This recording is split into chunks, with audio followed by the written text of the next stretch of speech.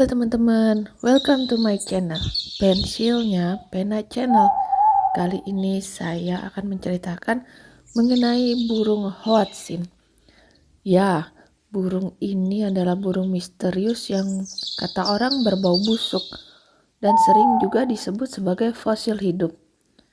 Bayangkan ya teman-teman, ada seekor burung yang jika kamu dekati, aromanya itu bukan wangi alam, melainkan baunya menyengat seperti kandang sapi. Anak burung ini lahir dengan cakar di sayapnya, seolah-olah baru keluar dari zaman dinosaurus. Dan tahu nggak, hingga hari ini para ilmuwan itu masih berdebat. Sebenarnya burung Hoatzin ini masuk ke dalam keluarga apa? Burung ini hidup tenang di hutan Amazon dan rawa-rawa Amerika Selatan, jauh dari keramaian manusia.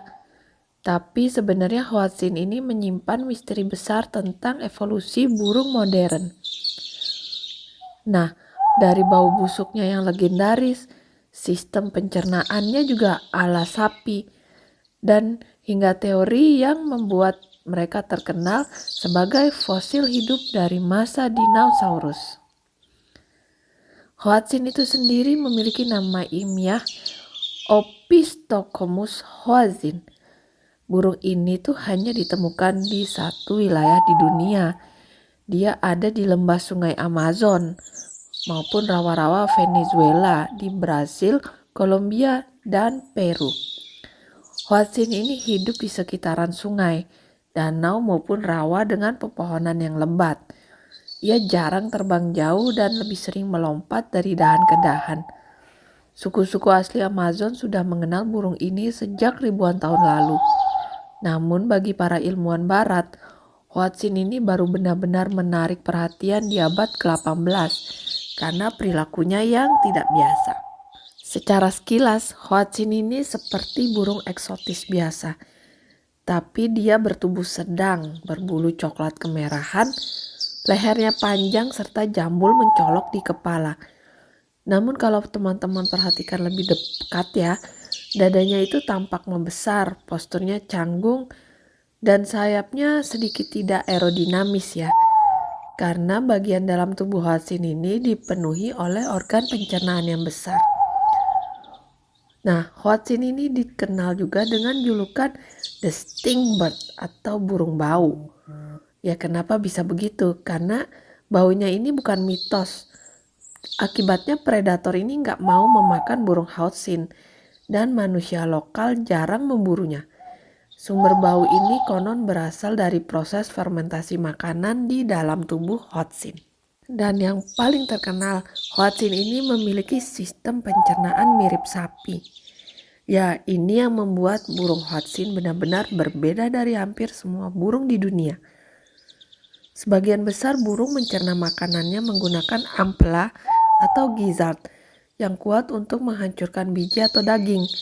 Namun Hoatzin ini justru hampir tidak bergantung pada ampela sama sekali.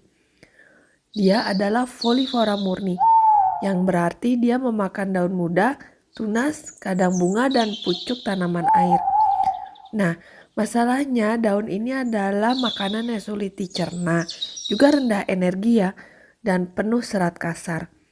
Untuk mengatasinya ini, Hoatzin menggunakan sistem yang sangat jarang kita temukan pada burung lain, yaitu fermentasi di tembolok atau crop fermentation. Tembolok Hoatzin ini berukuran sangat besar dan berfungsi seperti rumen pada sapi. Di dalam situ hidup koloni bakteri khusus yang bertugas untuk menguraikan selulosa daun, menghasilkan asam lemak sebagai sumber energi, memicu proses fermentasi yang menghasilkan gas. Nah, gas ini yang menyebabkan bau badan mereka menyengat, aromanya seperti kotoran ternak, dan makanya mereka disebut dengan julukan Stingbird. Konsekuensi evolusioner ini sangat besar dari sistem mereka, di mana dada Hoatzin tampak membesar. Juga tulang dadanya menjadi lebih kecil dan otot terbang tidak berkembang maksimal. Nah, akibatnya Hoatzin ini terbang dengan sangat buruk ya. Ia hanya mampu terbang pendek, lambat, dan canggung. Namun karena hidup di lingkungan rawa dengan banyak dahan, kemampuan terbangnya memang tidak terlalu dibutuhkan. Nah, sistem ini yang menjadikan Hoatzin sebagai satu-satunya burung modern dengan metabolisme mendekati hewan pemamah biak seperti sapi. Saat menetas, anak Hoatzin ini memiliki 2 cakar tajam di setiap sayapnya. Cakar ini bukan cacat, melainkan struktur tubuh yang berfungsi penuh.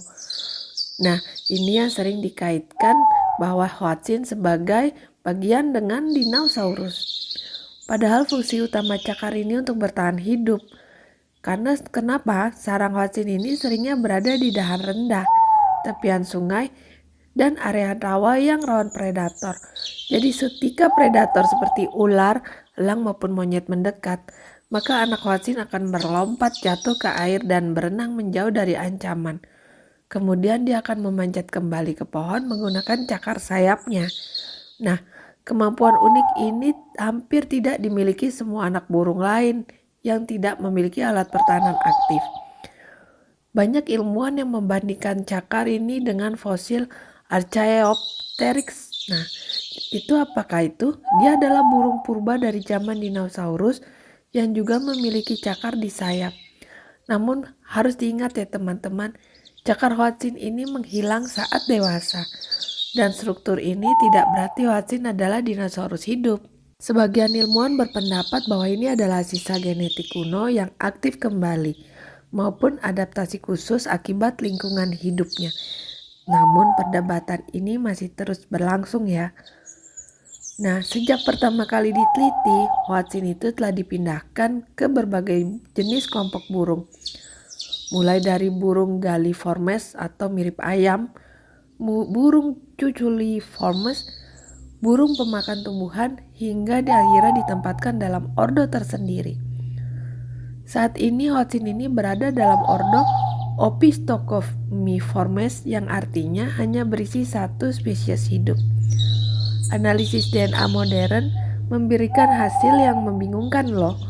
Karena apa? Sebagian gen menunjukkan hubungan dengan burung air, sedangkan sebagian lainnya sangat berbeda dari burung manapun. Hal ini yang akhirnya memunculkan istilah phylogenetic orphan atau organisme tanpa kerabat dekat. Bahkan para ahli evolusi berpendapat Hoatzin ini adalah contoh ekstrim dari jalur evolusi yang menyimpang jauh dari arus utama burung modern. Mungkin istilah fosil hidup ini sering terdengar terlalu dramatis ya, namun hampir selalu masuk ke dalam daftar tersebut.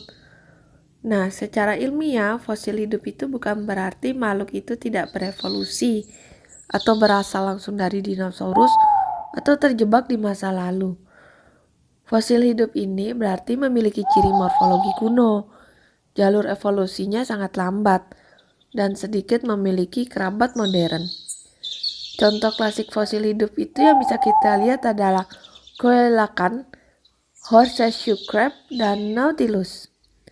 Nah, ciri kuno yang dimiliki Hoatzin ini dianggap primitif dibandingkan burung modern lain. Yang pertama itu adalah fermentasi di tembolok. Jelas sistem ini hampir tidak ditemukan di burung modern lainnya. Dia lebih menyerupai reptil dan mamalia herbivora awal. Kemudian anak dengan cakar sayap. Ini mengikatkan ilmuwan pada burung purba seperti Archaeopteryx dan Microraptor. Kemudian kemampuan terbang yang buruk. Banyak burung purba diperkirakan bukan penerbang ulung. Dia mirip Hoatzin saat ini. Kemudian perilaku sosial dan vokalisasi kasar suara Hoatzin lebih mirip reptil dibandingkan burung penyanyi modern. Nah, catatan hasil Hoatzin ini sangat langka ya, tapi beberapa temuan penting pernah ditemukan. Fosil mirip Hoatzin ini dari Eropa berusia sekitar 30 juta tahun. Dan fosil ini menunjukkan bahwa nenek moyang Hoatzin hidup jauh lebih luas tidak hanya di Amerika Selatan. Namun fosil tersebut tidak identik 100% dengan Hoatzin modern. Dia menunjukkan bahwa spesies ini tetap mengalami perubahan. Nah, apakah itu artinya teman-teman? Berarti Hoatzin berevolusi tetapi jalurnya terpisah dan terisolasi. Yang pasti ada dua kubu ya yang mengungkapkan mengenai Hoatzin di kalangan ilmuwan. Ada yang berpendapat Hoatzin sisa garis evolusi burung purba yang hampir punah dan bertahan karena hidup di habitat ekstrim yang minim kompetisi. Kemudian yang kedua, Hoatzin adalah burung modern yang berevolusi unik akibat tekanan lingkungan, bukan fosil hidup sejati. Namun pada poinnya adalah Hoatzin tetap merupakan salah satu burung dengan sejarah evolusi paling terisolasi. Nah, jadi bagaimana dengan pertanyaan apakah Hoatzin itu adalah fosil hidup? Nah, jawabannya tidak sepenuhnya, tetapi hampir. Hoatzin bukan dinosaurus hidup, bukan pula burung purba yang tersisa tanpa perubahan. Namun Hoatzin adalah contoh nyata bagaimana evolusi bisa mengambil jalan yang sangat berbeda dan mempertahankan ciri kuno ketika masih efektif untuk bertahan hidup.